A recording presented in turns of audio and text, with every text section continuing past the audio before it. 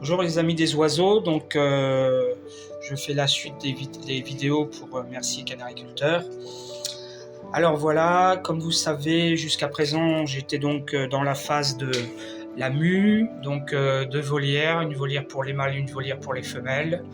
Voilà, donc on y est depuis le mois de juin avec des vitamines, tout ça. Voilà, donc nous sommes fin juillet. Et certains oiseaux ont terminé leur mue. Voilà, alors ici donc c'est la volière des femelles, vous voyez. Donc là je leur donne toujours bien sûr des graines. Là j'ai mis de l'eau avec des vitamines. Voilà, et je commence à diminuer les vitamines. Je vous expliquerai pourquoi après. Donc là par exemple j'ai la femelle orange qui commence à terminer sa mue. Voilà, là je ne sais pas trop si elle a commencé, si elle a fini. Enfin bref, il y en a une dont je suis sûr. Le mâle orange commence, c'est le seul mâle, commence à terminer alors. Donc, ce que j'ai fait aujourd'hui, le changement aujourd'hui, donc nous sommes le 20 juillet, et maintenant je vais faire ça à peu près tous les 2 jours. Ça, séparer les premiers canaris. Donc, alors, je vais enlever, je sais pas si je peux enlever la lumière, je me gêne. Donc voilà, donc en fait j'ai séparé ma première femelle. Donc cette femelle là, elle a fini la mue. Voilà, elle a fini la mue, comme vous voyez, elle a un plumage absolument parfait. C'est une femelle de 2 ans que j'avais achetée en animalerie. Très bonne femelle puisqu'elle m'avait fait des petits l'année dernière. Ah, malheureusement ils n'ont pas survécu, mais en termes de reproducteurs, c'est un très bon oiseau. Donc voilà, donc je l'ai isolée dans sa future cage de reproduction. Mais attention, ça ne veut pas dire qu'elle est en reproduction. C'est juste que en fait, elle a terminé sa mue, donc il n'y a plus besoin de vitamines. Donc l'acclimatation dans sa nouvelle cage de future reproduction, plus c'est tôt, et mieux c'est. Donc ce qui se passe là, ah tiens, fait tomber la mangeoire, c'est pas grave. Donc là, ce qui se passe, c'est que donc je l'ai isolé, je lui donne des graines, de l'eau et l'os de sèche, du grit, voilà, et c'est tout. Il n'y a plus de vitamines pendant un mois. Je fais un jeûne pendant un mois de vitamines. Parce qu'effectivement, l'oiseau... alors, certains éleveurs, j'ai vu, le font ça. Parce qu'en fait, c'est une sorte de purge, en fait. L'oiseau a été, depuis le mois de juin, soumis à plein de vitamines quasiment tous les jours. Donc là, ce qu'on fait, c'est qu'en fait, on en profite pendant un mois pour purger, entre guillemets, l'oiseau. Voilà, qui n'aura pas de vitamines, il n'en a pas besoin parce que ses plumes sont repoussées, donc il n'a plus besoin de vitamines et elle n'est pas encore en reproduction, donc voilà, donc elle n'a pas besoin de vitamines particulières pour le moment. Donc là, je vais lui adjoindre son mâle. Je pense que le mâle a fini aussi la mue, voilà. Que dire de plus, c'est bien, voilà. Donc en fait ça permet l'acclimatation. Alors je fais pas de concours bien sûr, donc vous avez compris que voilà. Alors ça c'est drôle parce qu'en fait elle a des reflets orange du fait que j'ai dû mettre du colorant pour les oiseaux orange, et du coup elle en a mangé et du coup elle a. Alors je rappelle que la présence du nid n'a aucune importance.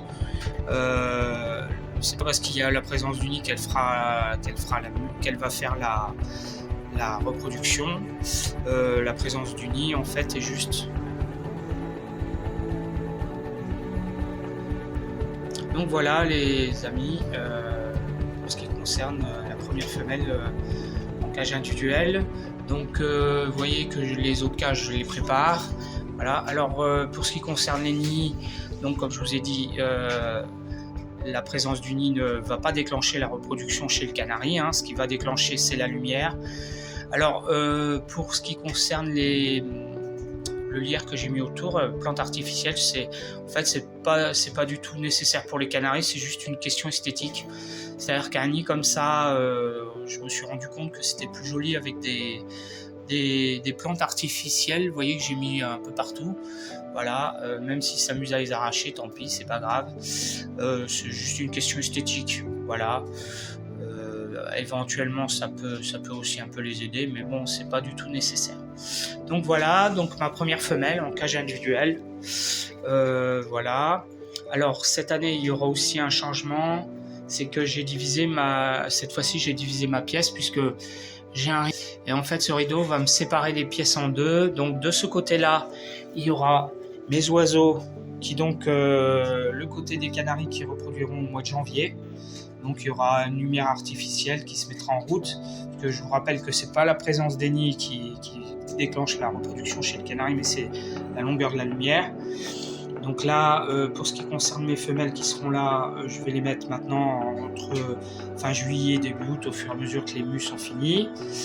Ensuite, au mois de septembre, je vais commencer à mettre de la vitamine, à faire de la préparation. Il y aura une augmentation, une accélération au mois d'octobre, novembre. Et puis en décembre, donc il y aura la lumière. Et donc on augmentera la lumière pour une reproduction au mois de janvier. Mais ça, évidemment, j'y reviendrai, on aura le temps de voir. Et de l'autre côté, donc du côté des mâles, donc il y a aussi des cages individuelles, pareil. Sauf que là, en fait, j'y mettrai mes indigènes et les indigènes et quelques canaris, qui eux, par contre, n'auront pas de lumière. Donc la reproduction, ce sera au mois de mars. Alors pourquoi je ne mettrai pas de lumière? Parce qu'en fait, les indigènes, j'ai essayé, verdier, chardonneret, j'ai essayé de les avancer, mais ça ne sert à rien, ils ne veulent pas. Donc ils se reproduisent toujours qu'au mois d'avril. Donc puisque ça ne sert à rien, autant arrêter. Du coup, de ce côté-là, je mettrai quelques femelles, je mettrai donc les chardonnerets et les verdiers en cage individuelle, comme vous voyez celle-ci. Voilà. Et quelques canaris qui n'ont pas encore... que je ne voudrais pas avancer. Voilà. Alors,